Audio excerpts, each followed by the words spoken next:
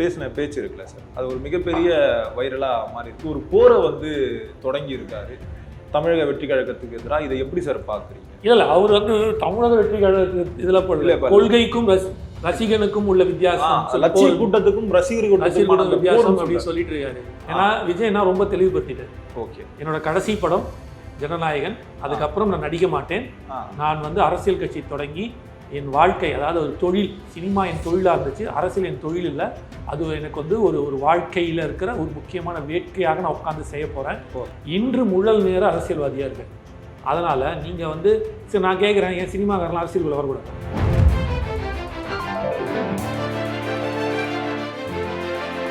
சீமானனை பொறுத்த மட்டும் தயவு செய்து ஒரு நாளைக்கு ஒரு பேச்சு பேசாது. உங்கள் எதிரி யார் மாறாதீங்க. அதை நோக்கி மட்டும் பயணிச்சிங்கன்னா உங்கள் இலக்கை அடைஞ்சு வெற்றி அடைய முடியும். நீங்கள் குழப்பினீங்கன்னா உங்களை பின்பற்றக்கூடிய கோடான கோடி இளைஞர்கள் குழம்புவாங்க, அவங்களும் திசை திருப்பாங்க. உங்கள் நோக்கை யாரை நோக்கி பயணிக்கணுமோ நீங்கள் பயணிங்க. நாங்கள் எங்களை நோக்கி யாரை பயணிக்கிறோம், விஜய் நான் பயணிக்கிறோம். 2 பேர் எதிரி ஒன்றா இருக்கலாம், ஆனால் பாதைகள் வேறு வேறு.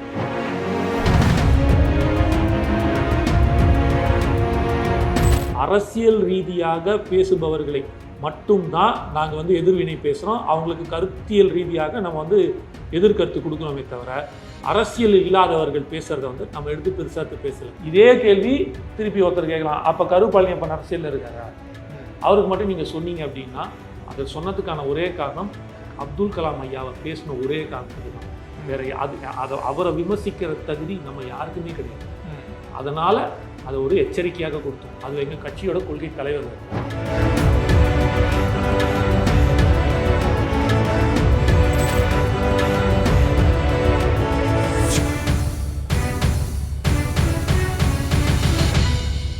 சார் வணக்கம் சார். வணக்கம் பிரதர். எப்படி சார் இருக்கீங்க? நல்லா இருக்கேன். எப்படி பிரதர்? நல்லா இருக்கும் சார்.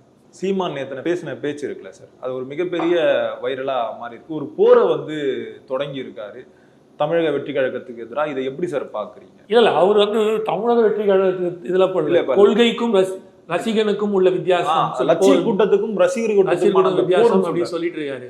அது மேபி இதுக்கப்புறம் புதுசாக யாராவது ஒரு நடிகர் வரப்போறாரு போல இருக்கு. அதனால சொல்றாரா என்னன்னு தெரியல. ஏன்னா இது வரைக்கும் வந்து அவர் வந்து விஜய் நான் சொன்னாரா எனக்கு தெரியல, சொல்ல வாய்ப்பு இல்லை. ஏன் சொல்ல வரேன், ஏன்னா விஜய் நான் ரொம்ப தெளிவுபடுத்திட்டேன். ஓகே, என்னோட கடைசி படம் ஜனநாயகன், அதுக்கப்புறம் நான் நடிக்க மாட்டேன். நான் வந்து அரசியல் கட்சி தொடங்கி என் வாழ்க்கை, அதாவது ஒரு தொழில், சினிமா என் தொழிலாக இருந்துச்சு, அரசியல் என் தொழில் இல்லை. அது எனக்கு வந்து ஒரு வாழ்க்கையில் இருக்கிற ஒரு முக்கியமான வேட்கையாக நான் உட்காந்து செய்ய போகிறேன். என்னோட அதனால் அது கிடையாதுன்ட்டார். அவர் என்னைக்கு அன்றைக்கி அனௌன்ஸ் பண்ணிவிட்டு படத்தை முடித்து அதோட போயிட்டாரோ, அரசியல் கட்சி ஆரம்பித்து கட்சிக்கு இறங்கி அரசியல் பேச ஆரம்பிச்சு அன்றைக்கி ஒரு அரசியல்வாதி ஆகிட்டு. ஓகே, முழு நேரம் அரசியல்வாதி நிற்கிறது. அவர் சினிமாவுக்கு அவருக்கு இன்றைக்கி சம்மந்தம் கிடையாது.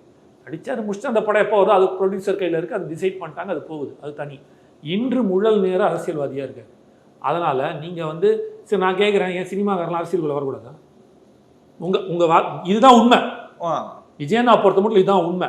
ஸோ இன்னைக்கு முழு நேர அரசியல்வாதியாக அவரோட கட்சியோட கருத்துக்களையும் இதையும் எடுத்து வச்சு பேசிட்டு இருக்காரு, போராடிட்டு இருக்காரு. 28 பேர் இறந்ததை, 24 பேர் இறந்ததை மேடை ஏறி பேசியிருக்காரு. இப்போ நீங்கள் ஏன் பேசல? பிரதானமாக எதிர்க்கிற திமுகவை ஏன் சீமானனை பேசாமல் இருக்காரு? சும்மா ஒரு ஆர்ப்பாட்டம், மைக்கை குத்தா மீடியில் அப்போ மட்டும் கத்தாமச்சான் கத்திட்டு போயிடுவீங்க, அவ்வளோதான் வச்சுக்கலாமா? அப்போ உங்களை கொச்சப்படுத்துகிற மாதிரி இருக்கா நீங்கள் பண்ண இவ்வளோ இதையும்? நீங்கள் நான் என்ன கேட்குறேன், சட்டம் எங்கேயாவது இருக்கான்னு? சினிமாக்காரெலாம் வரக்கூடாது. அப்போ நீங்கள் யார் சார்? இன்றைக்கி நீங்கள் நடிச்சிருக்கீங்களே சார் சினிமாவில். இந்த அடுத்த மாதம் செப்டம்பர் 18ஆம் தேதி அன்னைக்கு அவர் பேர் என்ன, விக்னேஷ் சிவன், அவர் படம் லைக் இன்சூரன்ஸ் கம்பெனி, பிரதீப் லாங்கரா, அந்த படத்தில் அவர் தான் நடிச்சிருக்காரு. ஏன் நடிக்கிறீங்க? சினிமாக்காரன் கொள்கை உள்ளவன் நான் அப்படின்றீங்க, சினிமாவில் நடிக்கிறீங்க. அப்போ நீங்கள் சினிமாக்காரன் தான். திரும்பவும் விஜய் வந்து அப்போ என்ன சொல்ல வரேன் அப்படின்னா, ஒரு நாளைக்கு ஒரு பேச்சு பேசுகிறவங்க நீங்கள்.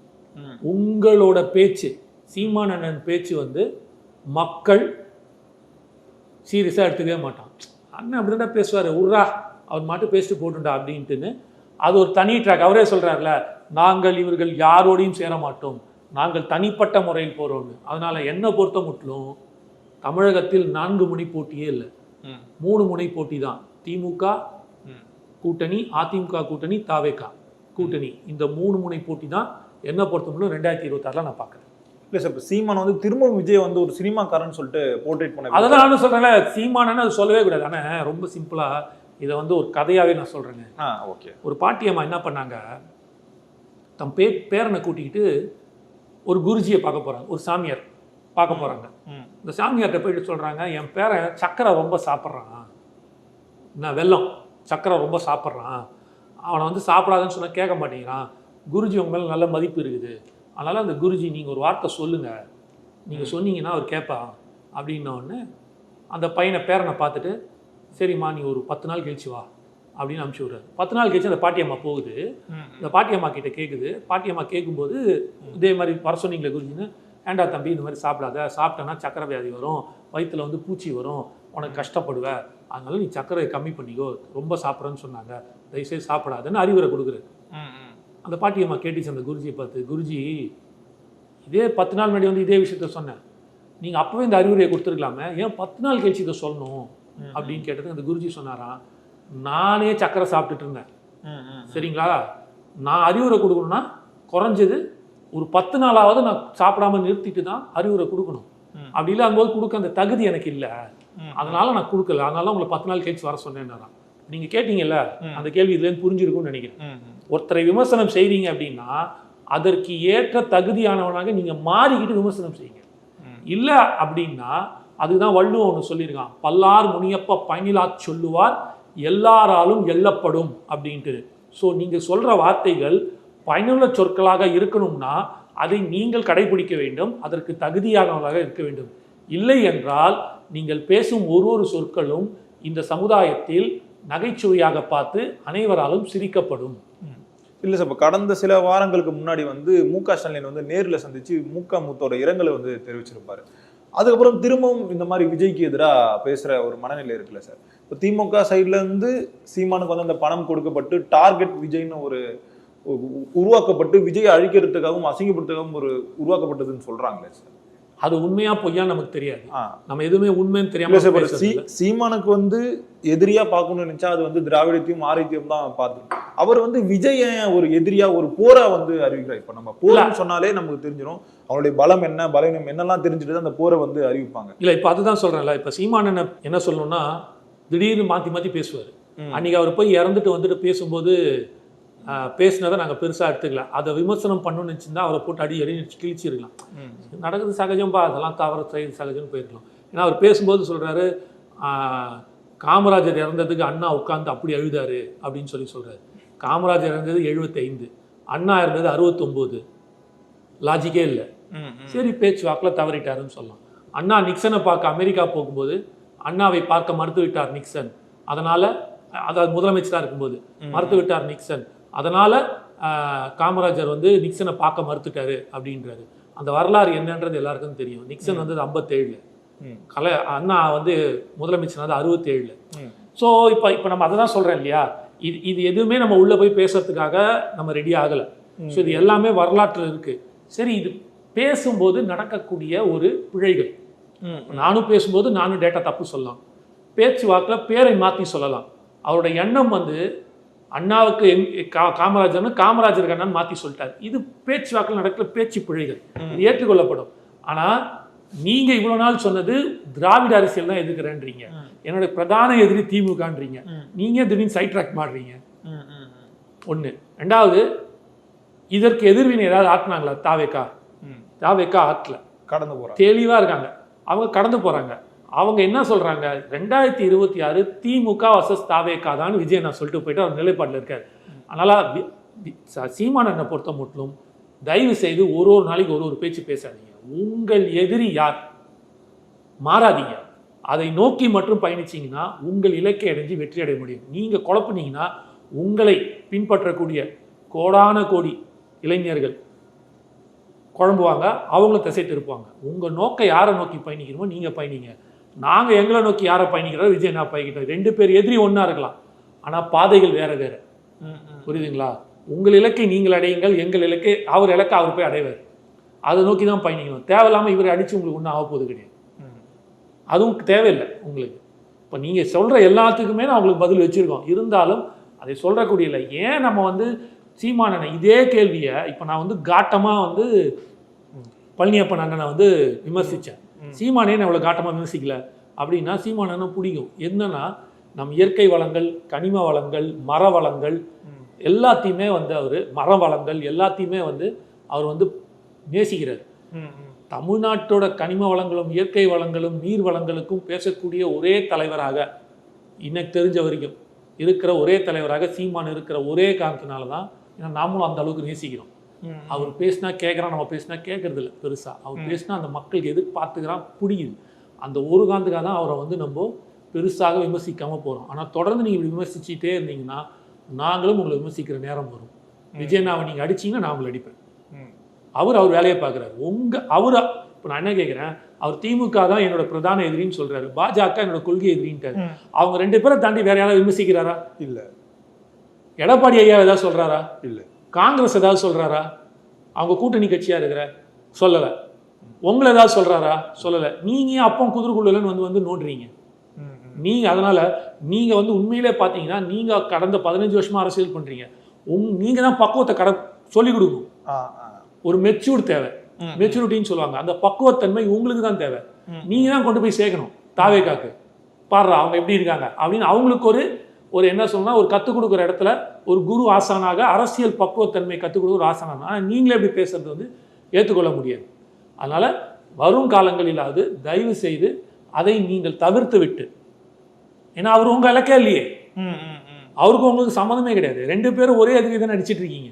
அப்போ உங்களுக்கு ஒரு திட்டம் இருக்கு, அதை நோக்கி நீங்க பயணிக்கீங்க. ஒரு இலக்கை நோக்கி இவருக்கு ஒரு திட்டம் இருக்கு, அதை நோக்கி பயணிக்கிறார். யார் திட்டம் ஜெயிக்கிறது மக்கள் தான் முடிவெடுக்க போறாங்க. அதை தான் நீங்க நோக்கி பயணிக்கணும். அந்த பாத்தில் சொல்லணும். ஒருவேளை இல்லை நீங்க தொடர்ந்து இவங்களை தான் அடிச்சீங்க அப்படின்னா நீங்க ஒரு விஷயத்த சொன்னீங்கல்ல, ஒரு அஜெண்டா கொடுக்கப்பட்டிருக்கா, ஒரு இறப்புக்கு போயிட்டு வந்திருக்காரா அப்படின்னு கேட்டீங்கல்ல, அதை நாங்கள் மனித மாண்பாக அறமாக தீர்மானம் எடுத்ததை வரவேற்கிறோம். நாங்கள் சொல்கிறோம். இல்லை நீங்கள் தொடர்ந்து அடிச்சிங்கன்னா நீங்கள் ஏதோ ஒரு அஜெண்டாக்கு போயிட்டு வந்திருக்கீங்கன்றது மட்டும் வர காலங்களில் புரிவாகும். ஒருவேளை அது 2 தடவை 3 தடவை 4 தடவை தொடர்ந்து அடிச்சுக்கிட்டே இருக்காரு அப்படின்னா அப்போ அந்த அஜெண்டா அதுவாக தான் இருக்குன்றத நம்ம வந்து உறுதிப்படுத்தலாம்.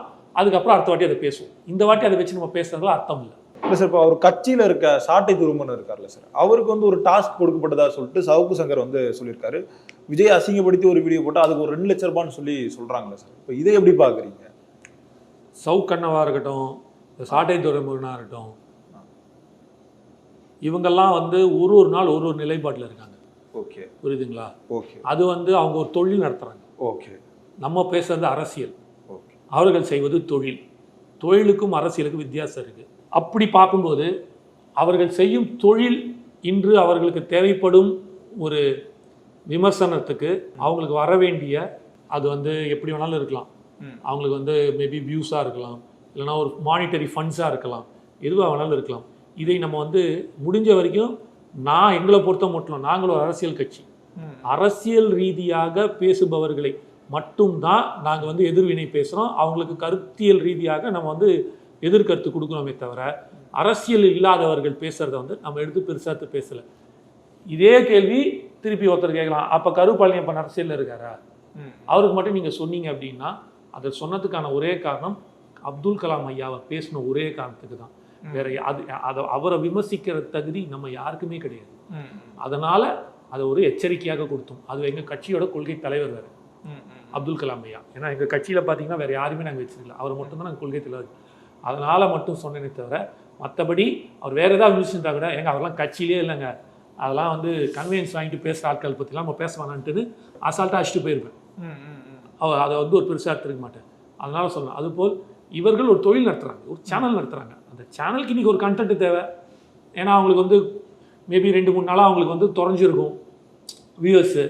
1 லட்சம் போச்சு, 40,000 50,000 பேருக்கு என்னடா குறைஞ்சிருச்சு அப்படின்ற போது இது இப்படி பேசினா நமக்கு ஏறுன்ற ஒரு என்ன சொல்லணும்னா ஒரு பிஸ்னஸ் மோட்டிவில் பண்ணுற ஒரு விஷயமாக தான் நான் பார்க்குறேன். அதனால் வந்து அதை நம்ம பெருசாக எடுத்துக்கிறது இல்லை. நீங்கள் அங்கீகரிக்கப்பட்ட பதவியில் இருக்கிற அரசியல் கட்சியில் இருப்பவர்கள் யார் எந்த கேள்வி கேட்டாலும் அந்த கேள்விக்கு பதில் சொல்ல நாங்கள் ரெடியாக இருக்கோம். அந்த விமர்சனத்துக்கு எதிர்கருத்து வைக்க ரெடியாக இருக்கும். அது கரெக்டாக இருந்துச்சுன்னா கரெக்டு சொல்லுவோம், தவறாக இருந்துச்சுன்னா தவறுன்னு சொல்லுவோம். இவர்கள் இன்னைக்கு ஒரு நாள் ஒரு நிலைப்பாடு. சவுக்கண்ணை நேற்று வரைக்கும் அதிமுக சப்போர்ட்டாக எடப்பாடியை தூக்கி வச்சு கொண்டாடினாரு. விஜய் கண்ணன் தாவேக்கா கட்சியையும் விஜயண்ணாவும் அதாவது கலாச்சி விமர்சிச்சிருந்தாரு. நீங்கள் அப்படியே உள்டாவாக பேசிகிட்டு இருக்காரு. அப்போ திருப்பி நாளைக்கு மாறும். ஸோ மாறிக்கொண்டே இருப்பவர்களை பற்றி பேசுறது வந்து நமக்கு கரெக்ட் இல்லை. நம்ம இன்னி வரைக்கும் ஒரே ஸ்டாண்டு தான். அந்த ஸ்டாண்ட்ல நம்ம மாறவே இல்லை. நாங்கள் மாறலாம், அவங்க தான் மாறக்கூடாது. ஏன்னா அவங்க சமூக ஊடகவாதிகள், அவங்க வந்து ஒரு சமூக வேளாளராக இருக்காங்க, மக்கள்கிட்ட கொண்டு போய் சேர்க்குறாங்க. அப்போ உண்மையும் நேர்மையும் ஞானையும் தான் அவங்க வந்து போய் கொண்டு போய் சேர்க்கணும். நாங்கள் அப்படி கிடையாது. இன்னைக்கு நாங்கள் வந்து ஒரு கூட்டணி கட்சி பேசியிருப்போம், ஒத்து வரலாம், வேற ஒரு கட்சிக்கு போகலாம். அது அரசியல் நிலைப்பாடு. அரசியல் நிலைப்பாடுக்கும் மக்கள் நிலைப்பாடுக்கும் வித்தியாசம் இருக்கு. சரிங்களா? அதை தான் நம்ம எடுக்கணும். அதனால தான் சொல்லியிருக்காங்க வள்ளுவன், தொகை சொல்லி தூவார் நீங்கி நகை சொல்லி நன்றி பயப்பதாம் தூதுன்னு. அந்த தூது மக்களிடம் கொண்டு போய் சேர்க்கக்கூடிய இந்த மீடியா, சமூக ஊடகங்கள் தெளிவான நன்மை பயக்கக்கூடிய, நன்மை பயப்பதாம் தூது அப்படின்னு சொல்றாரு. நன்மை பயப்பதாம் தூது. அப்ப நீங்க நன்மை பயக்கக்கூடிய விஷயத்தை தான் கொண்டு போய் சேர்க்கணும். நீங்களே ஒரு நாளைக்கு ஒரு ஸ்டாண்டு மாறினீங்கன்னா அப்போ உங்களுக்கு வேற ஒரு அஜெண்டா இருக்குன்னு தான் அர்த்தம். அதுக்குள்ள போகணும்னு நம்ம வீட்டில், ஏன்னா அவங்க எல்லாம் பிஸ்னஸ் பண்றாங்க. பிஸ்னஸ் பீப்புள் அப்படிதான் இருப்பாங்க. அவர்களுக்கு எது சாதகமா இருக்கோ அதுதான் கொண்டு போய் சேர்ப்பாங்க. நம்ம பேசுறது மக்களுக்காக, சமுதாயத்துக்காக, கருத்தோடு உங்களுக்கே அது தேவைப்படுது. ஆனால் எங்களுக்கு அது 100% தேவைப்படுது. அதனால அரசியல் ரீதியாக இருப்பவர்களை கொண்டு வந்து, இப்போ ஆர் ராசா சொல்றாரு, அதுக்கு பதில் கேளுங்க சொல்றோம். எடப்பாடி ஐயா சொல்றாரு, கேளுங்க பதில் சொல்றோம். சீமானன் நான் பதில் சொல்றேன். ஏன்னா அரசியல் கட்சி, இந்த கட்சியை சார்ந்து தொழில் நடத்துறவர்களை பற்றி நம்ம பேசணுன்ற அவசியமே கிடையாது. ரொம்ப நன்றிகள்ண்ணா, எங்களோட நேரம் போகுது. நன்றி. நன்றி.